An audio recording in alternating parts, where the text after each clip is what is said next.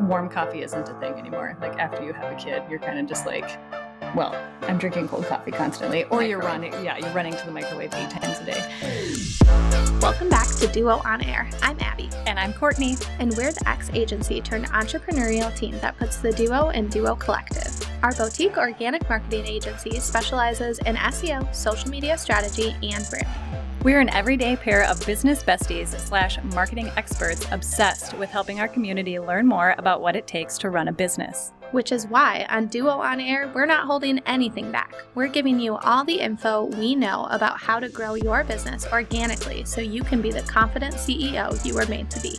And how to navigate life as a small business owner. Whether it's on your own or with your best friend by your side, so grab your coffee or your mimosa, we don't judge, and settle in for a quick value-packed episode of Marketing Tips. Welcome back to the Duo On Air podcast. This is episode number 87, and today we are back together. It's been a while, and Courtney is back from maternity leave, so we are back to recording as a duo. It's going to be awesome, and we are going to spend this episode just kind of talking about Courtney's maternity leave, all things baby, her journey to get there, and all of that good stuff. We also finally are getting into a good podcast setup, so we're getting into it. We're slowly making it work. Yep. So you might even see some video.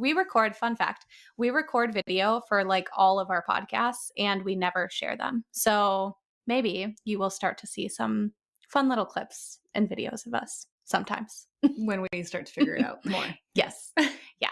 So if you haven't yet gone back and listened to episode number 55, we talked all about how we prepped for maternity leave in that episode. And we were actually just looking at some stats on episode performance and found out that that is one of in our top 10, most downloaded episodes ever. So we know you guys liked it, probably listened to it. We talked all about how we prepared for salary, how we prepared to get everything batched and content created and everything, and basically just how we prepared for it, both through our content and mentally and monetarily, through money and everything else. So today, we're not going to chat about that since you've already heard it all, but we are going to talk just more about Courtney's maternity leave and her experience and all of that good stuff. So yes. And honestly, this was a really hard podcast episode for me to outline. Abby's talk about your maternity leave. And I was like, oh gosh, okay. What do I talk about? Because if you have been there and done that, it's a very crazy ride.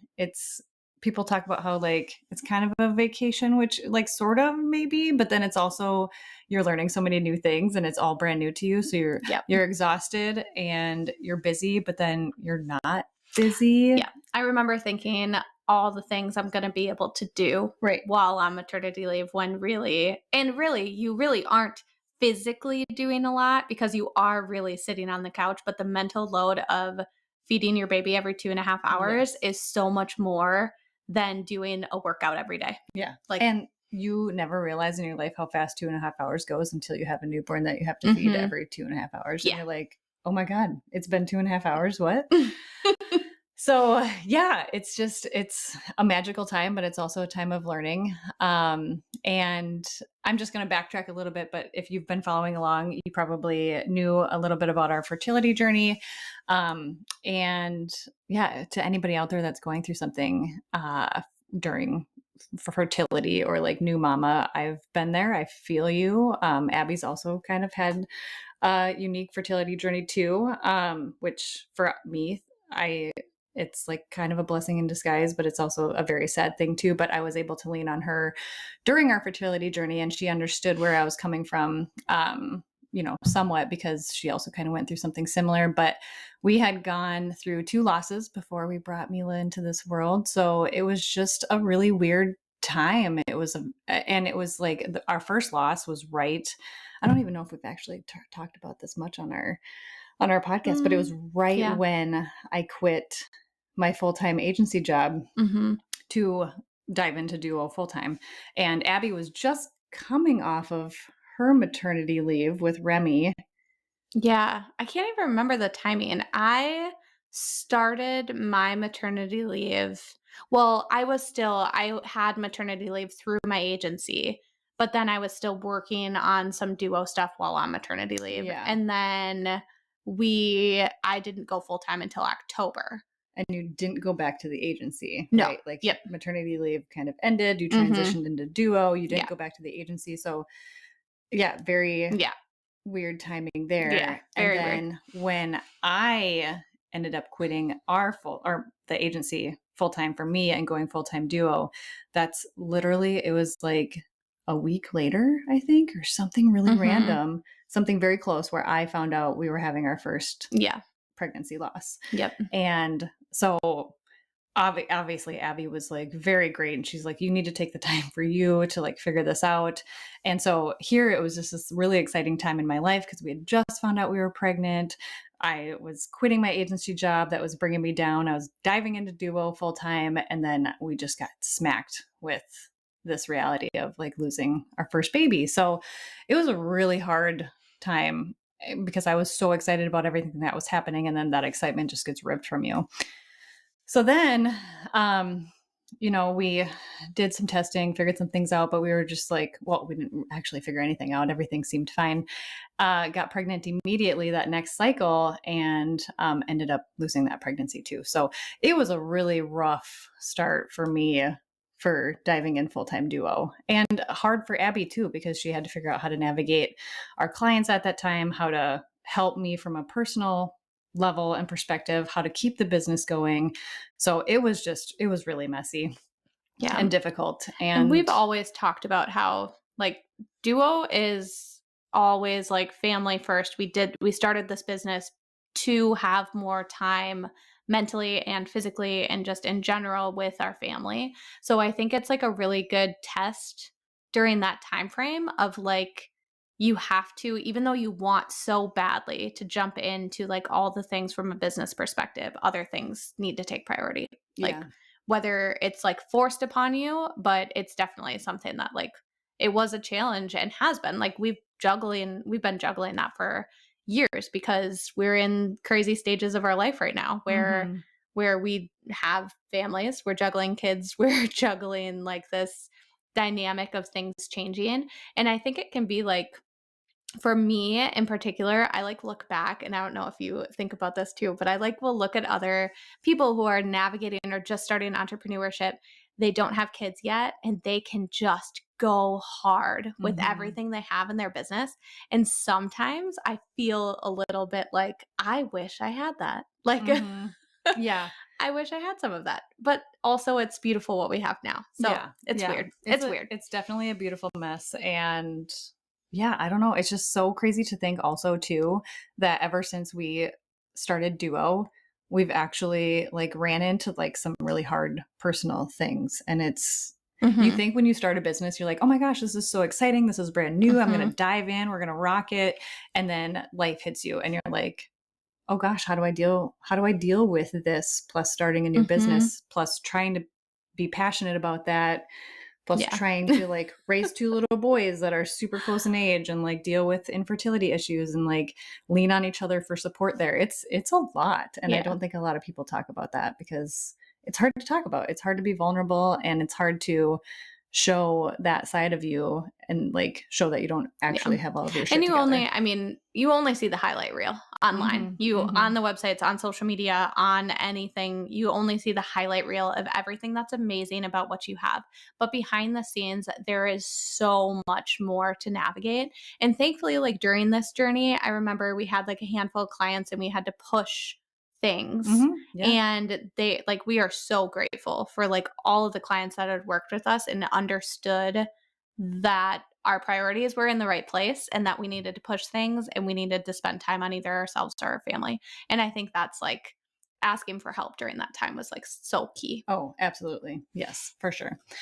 So fast forward, then, my husband and I, we were on this journey for a while, and we did acupuncture. I did Mayan massage. If you have any questions about any of this kind of like hippy dippy stuff when it comes to trying to conceive, I'm your girl. Hit me up whenever. But it was the night before we flew out to Iceland last August that I got a positive pregnancy test, and I was shocked and excited, but also like terrified. But I'll never forget, we had acupuncture. We both had acupuncture that day. And so we told our acupuncturist, Megan, at Mother Moon Acupuncture, who actually was a client of ours too. And we celebrated, but I'll never forget, on our way home, I was sitting in the car, like on my phone or something, and Justin's like, "Hey, Court, look up." And I looked up, and there was this giant rainbow over the highway on our way home. And I feel like that was just a sign for me that everything was going to be okay this time around. So it was incredible. And then we went to Iceland, which, if you haven't been, everybody needs to go. Abby, put it on your list.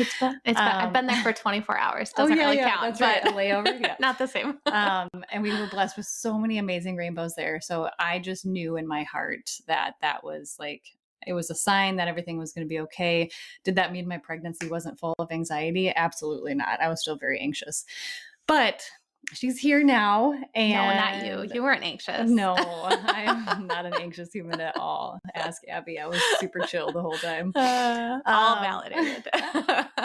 But and now she's here. So yeah, she if you haven't already heard or seen her on there, but on our Instagram, it's Mila Joy, so little MJ. She was born on May 3rd and ended up having a C-section, and that's okay. But it was just it was just not expected. But lucky for me, my partner over here also had a C-section. Well, not lucky. I mean, I'm not saying. Well, second time was pretty great, so I'm not gonna lie. But yeah, only C-sections for the duos. Yeah, so. Apparently that's how it goes. I wanted to be just like Abby. So. I'm honored.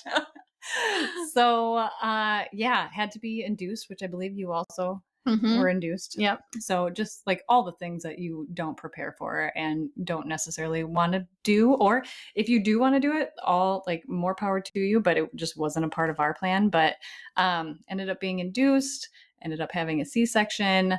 I also had SPD, which I think you guys heard about along the way too, which was a very unfortunate pelvic thing towards the end of my pregnancy. So, towards the end, it was kind of just like, let's just get this baby here and be done with that part of it. But so then I started maternity leave, and I had literally no idea what to expect.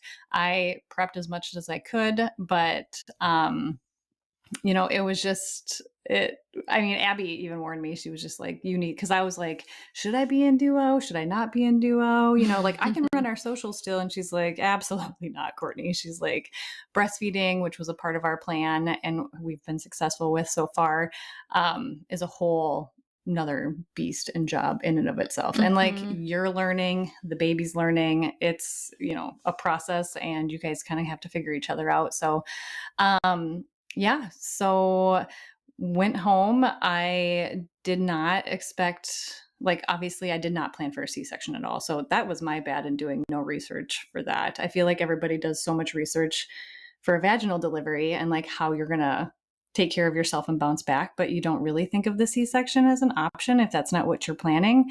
So I did not do much planning for that, which kind of made me feel a little ridiculous, but I think my mentality, it was not a great one. I didn't even do a birth class because I was like, I remember you telling me that. And that was a mistake on my part. But I was very much like, whatever happens, happens. I'm just along for the ride. And which I thought was like, easy breezy way of going about it. And little did I know, it was like, I had to be prepared for literally everything throughout my first labor. And yeah, that's my one piece of advice to anyone now, is to get themselves a doula, because I wish, which I thankfully my sister-in-law is she was a labor and delivery nurse. So she came in that day to be with me during my first. And yeah, that was like 100% necessary. And also when you have a doula, I believe they're with you before too. So like you can talk with them leading up to, and also helping you through afterwards. But I think I was so dependent on the team that was there, and I ended up having such a long labor that my team, team changes so fast. Like you don't have that consistency of someone being with you the whole time. And yeah, that is my one piece of advice for any new moms who are nervous and don't know what to do is to get themselves to hire a doula. Like, Which absolutely. I did not do either. But I did give you that piece of advice. She did give me that piece of advice. Yeah. I think the unfortunate thing with stuff like that too is just like how much it can end up costing. Yeah. And yeah. I know it's not like money wise, probably not, which I'm not sure if you can use a HSA on that. You might. I don't know. You might be able to. So that's a good thing to look into if you're But again, in the entrepreneurship world that we're in too, like that's not always the easiest thing when it comes to healthcare and all of that other stuff. So yeah, definitely. Yeah. So yeah, that's so funny that you talk about like how your like team changes throughout the day. Have you ever had those reels where they're like a new mom in the postpartum room and they're like a constant like nurse every hour on the hour? And yeah, that was something Justin's like, are you kidding me? I like the ones where they wake you up in the middle of the night to push on your belly. Like, yeah, that is something you warned me about. Nobody else ever told me about that, but yeah, they push on your belly after you have a baby, and don't feel good. Not ideal. No. But they try to be so sweet. They're like, okay, ready, and they're like, yeah. Some are nicer than others, but yeah. Not great. But yeah, I did as much prep as I could. I had like little snacks next to my table in my bed. Justin he took the mattress and put the mattress on the floor, so it was easier for me to get in and out of. Pillows, like boppy pillows, like that was a must, especially for a C-section, because it was kind of painful. I think we did the football hold for breastfeeding for a while because it was hard to have the baby on the incision. So just stuff like that though, like really just taking care of yourself. But I would say as far as my mat leave went, I can't complain too much because it was pretty easy. It was nice being able to check out during that time. And I felt really confident about the way we set Abby up to run duo, and she was killing it while I was out. She like never really checked in with me too much right away, which there was a part of me where I was like, do I ask how things are going? Like, does she still want to keep doing this? Does she hate her life right now? What's going on? But she did a really good job of just like letting me be a mama and being there for me personally when I needed help with anything that dealt with a baby. If I was like, oh my gosh, is this normal? Like, am I ruining her, or are things okay? Am I doing this right? But she's a pretty easy baby too. So I think we're pretty lucky there. I know some people don't have that experience. So we're very fortunate. I do remember though, there was one morning where I was just struggling, and like we were both having an off day, and I was texting my husband, and I'm pretty sure I was just like, I texted him, I'm like, I can't do this. And you can, but I quit at that moment. You're like, I can't do this. I'm not made for this, or whatever. Or you're like, something's wrong with the baby. She's broken. But he brought me, he walked in that day with a growler full of cold brew, and he like handed it to me. He's like, here, this is for you for having a rough maternity leave day. And I was like, oh my gosh, you're amazing. Because first of all, like warm coffee isn't a thing anymore. Like after you have a kid, you're kind of just like, well, I'm drinking cold coffee constantly, or you're running to the microwave 8 times a day. So that was really lovely. And I say that every new mama should have easy access to coffee. So all you hubbies out there or significant others taking care of women that just had a baby, you just remember that. But yeah, I mean, other than that, it's funny too that Abby says you think you're going to have all this time to do stuff, because I was like, oh, I'm having a spring baby, so I'm going to be out in my garden, I'm going to be planting, I'm going to be picking weeds. No. Picking weeds? Well, like, weeding my garden and like keeping it nice. Oh my God, no. This is like our yard was the most destroyed it's been this entire year. Our neighbor even said, which bless her heart, but she was just like, you can tell you've got a newborn because your yard. And I'm like, okay, thanks. That is if you are not from the Midwest, that is a very Midwestern like thing to say, or just how we talk to each other. Yeah. And she's very particular about her yard, and she was just like, oh yeah, you can tell you don't have you can tell you have a newborn. And I'm like, okay, well, if you want to do my yard work, right. But yeah, okay, so it's like some of my go-to shows. this was just obviously when you're on mat leave, you're going to Netflix for a while. So one of my go-to shows was the Longest Third Date on Netflix. Have you watched this? No, I haven't. Well, Courtney and I are very different show watchers, though. And Courtney actually texts with my grandpa, and they talk about they coordinate shows. Oh, so. Yeah. We are like the exact same person when it comes to Netflix. He'll be like, have you watched this documentary yet? I'm like, no, oh my gosh, I'm going to add it to the queue, and like vice versa, which is like so funny. Is it a reality show? So it's not like real a reality life show. Yeah, real life. Yeah. So I don't watch too many real life shows. I love docudramas, but I don't watch too many like real life shows. Okay. But I did watch Love on the Spectrum, and I loved that show. That was a great show. So good. Yeah. That was good. Do love that one. But this one is basically about these two people that go on this blind date. I can't remember if their friend hooked them up or if it was like a Tinder. Yeah, that's right. Tinder. Oh my God.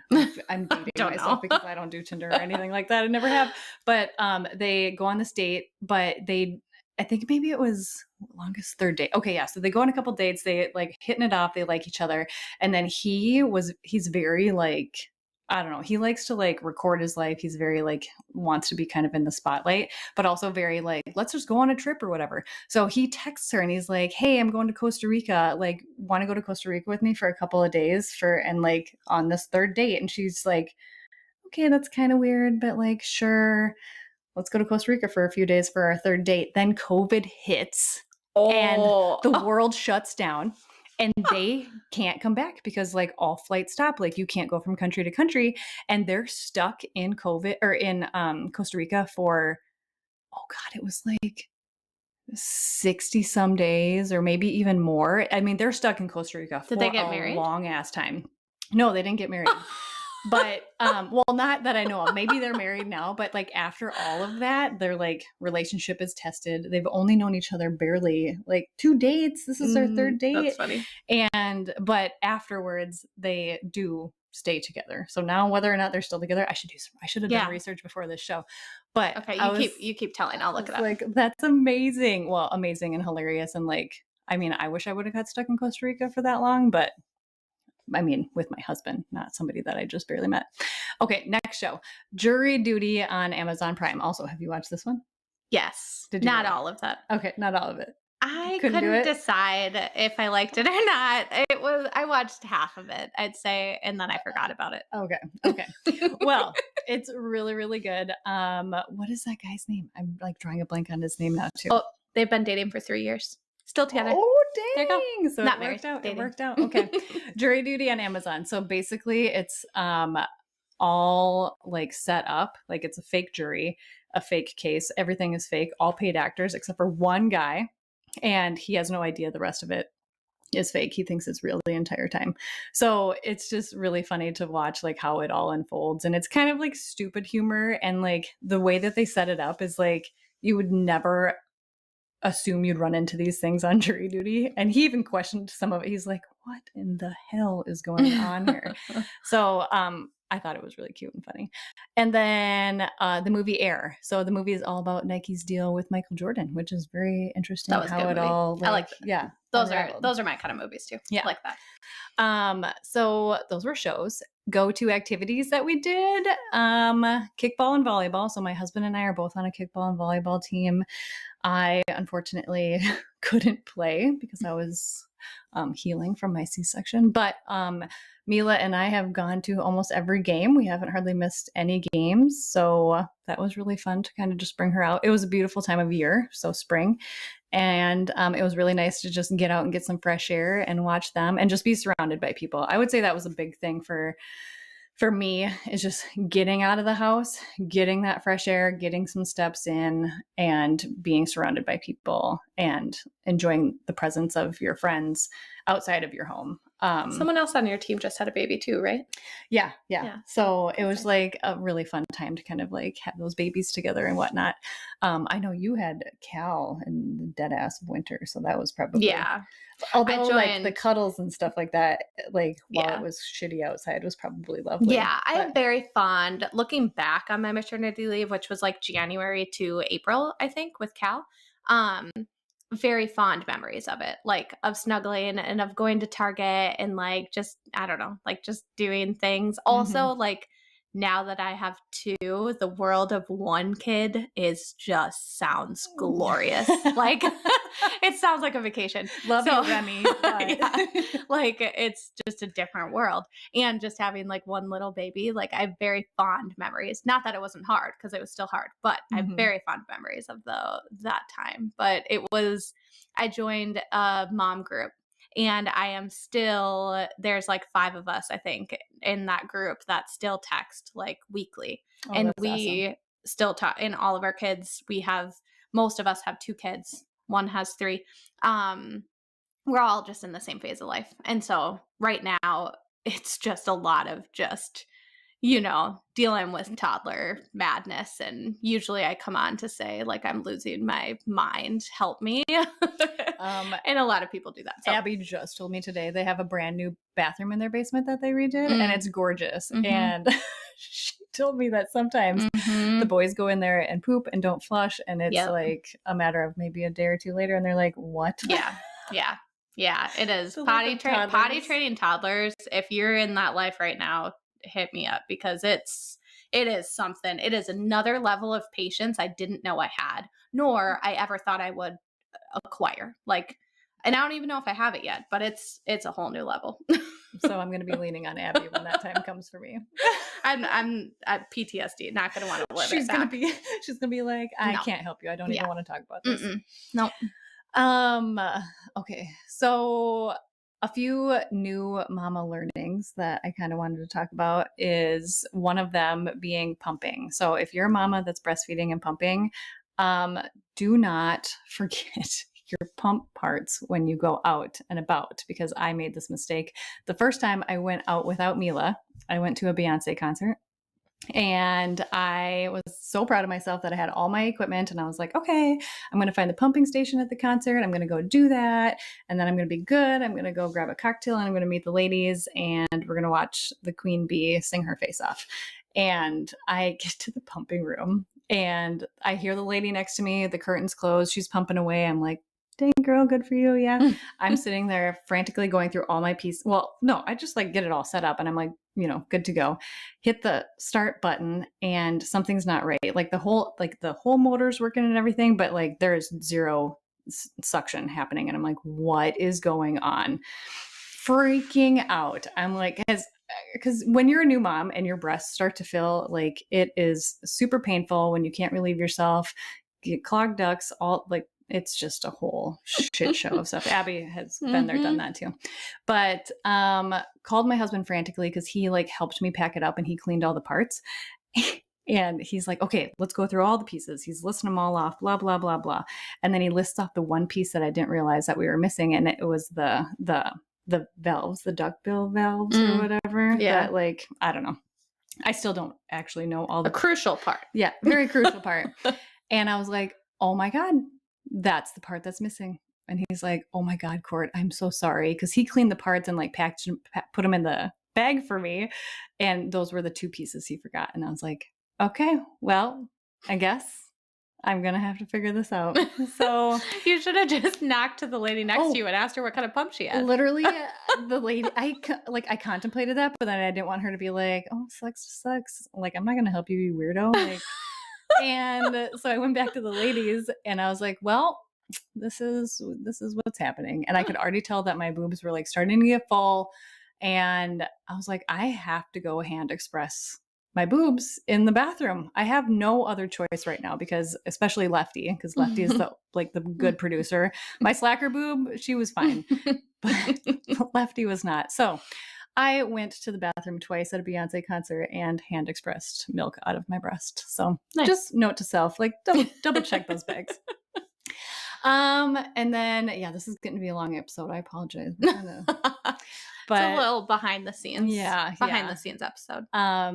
So the next thing I want to talk about quickly is just recovery and bounce back culture. I feel like that was the biggest shock to me in maternity leave, is that you go in, you have this baby, you're like, oh, I'm going to go back to like my normal size, or like my belly is going to drastically get smaller. And that is not You're just going to lose all this weight from breastfeeding. It's just going to fall off. Yeah. And like literally that's everything I read. And I was like, okay, cool. Like I'll be back to myself in no time. And that is such a like crock of shit. Like not even close. I am still not even close to my birth or like the weight before I was pregnant. Like bounce back culture is such a hard thing to wrap your head around, because everybody's like, oh, 6-week appointment. Like now you can go do everything that you could do before. Like you can work out like you could. You should be like losing all that weight. You should look what you looked like before you were pregnant. And I'm like, oh my God, if that's the case, like I am far behind everybody, because that's not happening for me. And the more you talk to moms in your life, the more they're like, yeah, that's bullshit. Like I didn't feel normal at 6 weeks. I still don't feel normal now. I still have days where I'm like in some pain and I can't do what I used to do before. So I just want to say to all the new mamas out there, or any mom, even years later, like it doesn't, like your body is changed and it's changed forever. And I don't think we should be expected to start working out at 6 weeks if we don't feel like it, or feel like we have to get back to what we were before we had a baby, because your body went through something very large and traumatic, and you don't have to be back to what you were before. So no, I'm 3 years post having a baby and I'm still trying to get back to where I was like, before. It's just adjusting. I also think it's like bounce back is such a bad thing because you're a different person. It's just learning how to really like love your new self. Yeah. And whatever capacity that is, because you've changed dramatically in like all the ways you're supposed to. So I think there's a lot of just like bad imposter syndrome, everything else, which we've actually talked about that on the podcast episode. I can't remember the episode, but we can include it in the show notes, about imposter syndrome and what to do when that starts creeping in, because I think that like not only does that happen in our business, but it happens in our personal life when other people are in the same stage of you. And I think at those points, it's really just like you got to shut off the social media, shut off the things that are triggering it, and also understanding those things that are triggering it so that then you can stop, because it's so bad in like this time frame when you are becoming a whole new person. Yeah, absolutely. Yeah. And you just have to listen to your body. Like listen to your body. That's what I started. Like I was like, I need to start working out and I need to do this and that and get back to what I was. And I was like, no, I just actually need to listen to my body from day to day. And it could change from day to day. There are days where I felt great and there's days where I don't feel good. And that's still to this day. And I just have to listen to the cues that my body is giving me and follow those. So that's my biggest advice for women going through postpartum for sure. Yeah. And then to kind of wrap it up, I would say that some of my favorite things about being a new mama, I mean, there's so many things, but I can't, she's 4 months now, 4.5 months. So she's like not even a newborn anymore, which blows my mind. Oh, she's still a teeny baby. Oh my God. Oh, I mean, she's not as teeny as she used to be. But like the skin to skin contact was absolutely my favorite thing when she was a newbie. She would just lay there on my chest, and now she's like getting too big to do that, or like too like fidgety and movie. But that's just like the best part of the newborn phase, I think, is when she just sleeps all day and she's just on my chest. And I absolutely loved that. But as she continues to grow, it's so fun to just watch them grow into their personalities and the things that they start doing. I know there's moms, I think something that bothers me about, and if you're a mom that does this, I apologize, but hopefully I can change your perspective when moms are like, oh, I missed that phase, or, oh, I wish we could go back to that. And it's like, you do have some of that. And I feel like you're always going to have some of that. But what I'm trying so hard to do is embrace every phase, like the good, the bad, the changes. But I think, I mean, do I want those newborn snuggles back? Of course, like those were the best. But now watching her grow into her little personality and like her babbling, and she likes to spit, she like blows bubbles constantly. And it's just like, I have to remind myself of like all of these things that she's growing into and try to embrace every single stage, because you're always going to want your baby back, or your toddler back, or, when they're a teenager, you're going to want them small again or whatever. But it's just so fun to just like be in the moment and watch them grow too, because I think that being present part is so hard, but also it is, and I think every parent will tell you in the moment that they're in, like when you talk about how hard it is in whatever season you're in, and then someone says, just wait until, and you're like, no, that's not what I need right now. I don't need that. That's not going to help me in this moment. And also, I don't want to wish for the future. Right. I want to find ways to enjoy the now. And sometimes I just want to complain about how hard it is without a solution. Yep. But yeah, it is. I think being present in the moment has been one of the hardest things as like, and my kids are only 3 and 4. And I know there's plenty of people who have, teenagers, and that is like, it is hard. It's hard as your kids grow, and then you have to be present in the moment of life that you're in now rather than wishing back or forward. It's hard. And I was always that woman that I hated it when people are like, you probably heard this all the time, but it goes so fast. And I'm like, okay, please stop saying that. Like, I get it. And it does go fast. Like, I can't even believe she's already 4.5 months and like how much she's grown. She's a tank. She's like 17.5 pounds. But, and that's part of it too. Like, it does go fast, but try to slow down when you can and be as present as you can, because that's the best part of all of it. It's just an amazing Easier feeling. said than done. Easier said than but we're done, practicing for it. sure. That's for sure. Yes.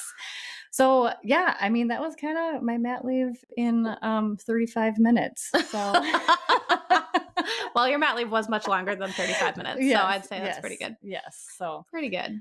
But yeah, I mean, if you have any questions other than, what we've already been asked, we've answered some mama's questions about how to be a mom and motherhood and entrepreneurship and mat leave and how it all works. We're more than happy to talk to you about that. And yeah, I think that kind of wraps this episode up. Yeah. I was like nervous for this episode because A, it's so personal, and B, it's my first podcast episode back. With 4 months later, here I am, you guys. Also, thank you for, Abby, for keeping the podcast going while I was out, because you did an amazing job kind of running it solo, because we didn't quite get enough episodes. This was actually one of the things we had planned on batching. And it just didn't happen, which is totally fine, because that's something that was definitely like on the lower list of like, if we can't get to this, it's okay. It's going to be fine. Yeah. But you definitely heard a lot of heavy SEO stuff while Court was out, because I was not coming on here to talk to you about branding. So we'll start sprinkling that in. You can expect that moving forward. But anyways, if you want to share anything about your own maternity leave, or just like tag this episode with a new mom who's in this season right now on Instagram, and just so they know that they're not alone in this journey. But never alone. Thank you for listening to another episode of Duo on Air. We'll see you guys next week. If you liked this episode, please be sure to share it with a friend and subscribe so you don't miss any new episodes dropping every Monday. Plus, if you haven't already, please leave us a review and don't hesitate to share any new episode ideas. We love hearing from you and creating this content for you.